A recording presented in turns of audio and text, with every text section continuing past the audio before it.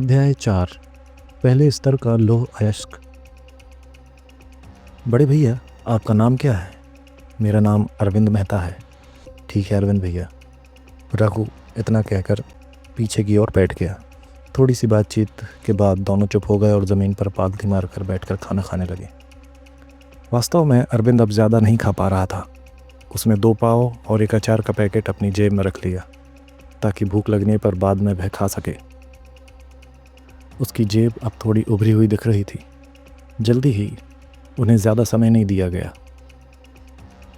गुंडों की तेज चिल्लाहट के बीच सभी गुलामों को लंबी कतार में खड़ा कर खदान के अंदर भेज दिया गया।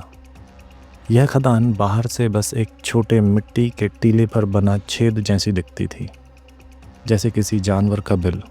ज़्यादा बड़ी नहीं, पर अंदर जाते ही उसकी अजीब बनावट महसूस हो रही थी। गुफा के अंदर का रास्ता नीचे की ओर घूमता हुआ जा रहा था। करीब 10-15 मिनट चलने के बाद वे एक त्रिमुखी मार्ग पर पहुँचे।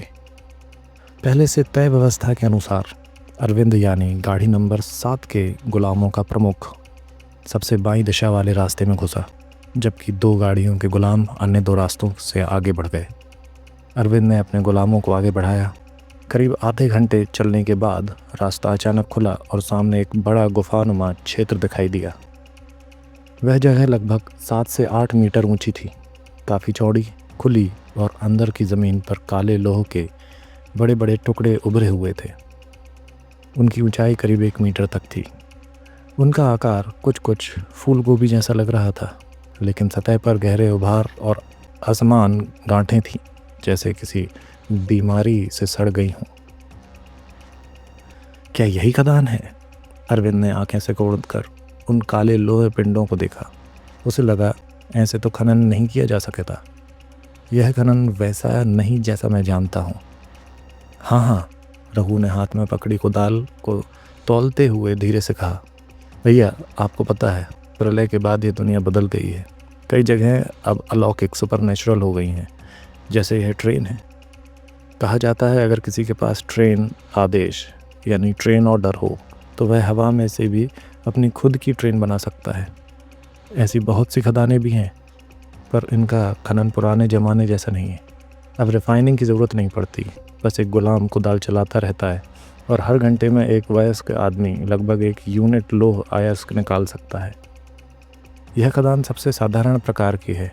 स्तर 1 लोह खदान।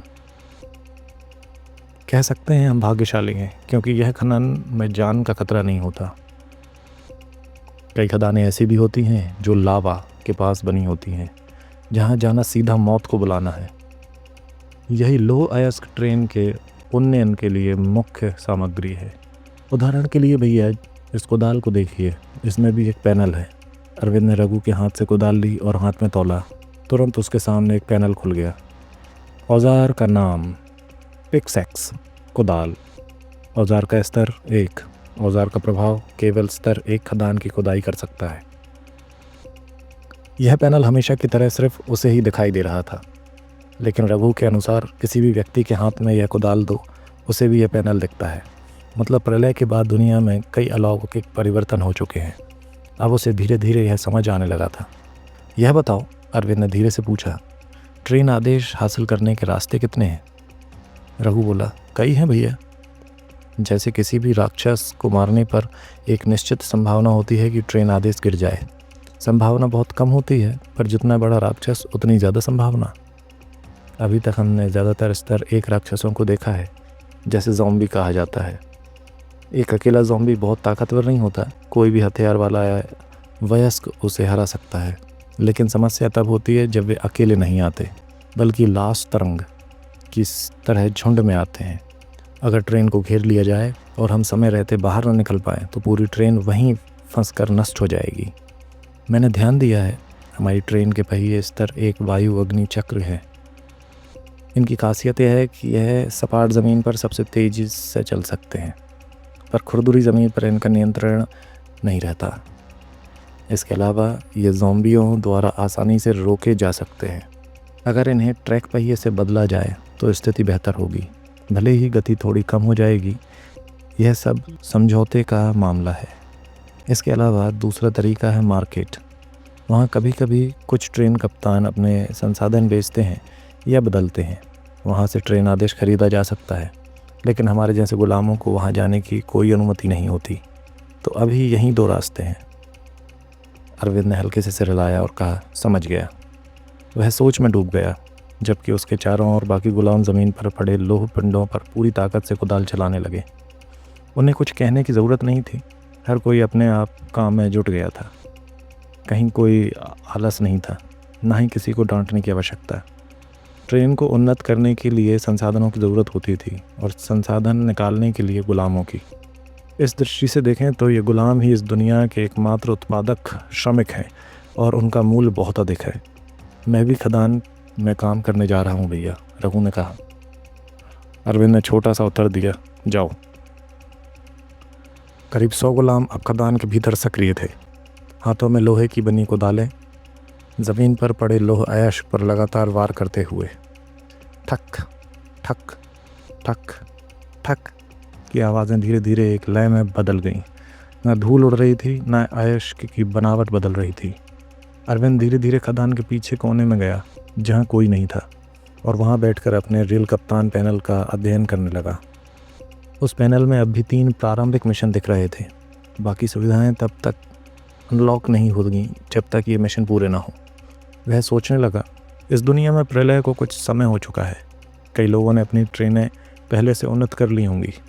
इस तरह की अराजक योग्यतम की उत्तरजीविकता वाली दुनिया में अगर आपके पास अपनी ट्रेन नहीं है तो आपके पास सुरक्षा भी नहीं है। किसी और की छाया में रहना स्थायी उपाय नहीं, और वह गुलाम बनकर जीना नहीं चाहता था।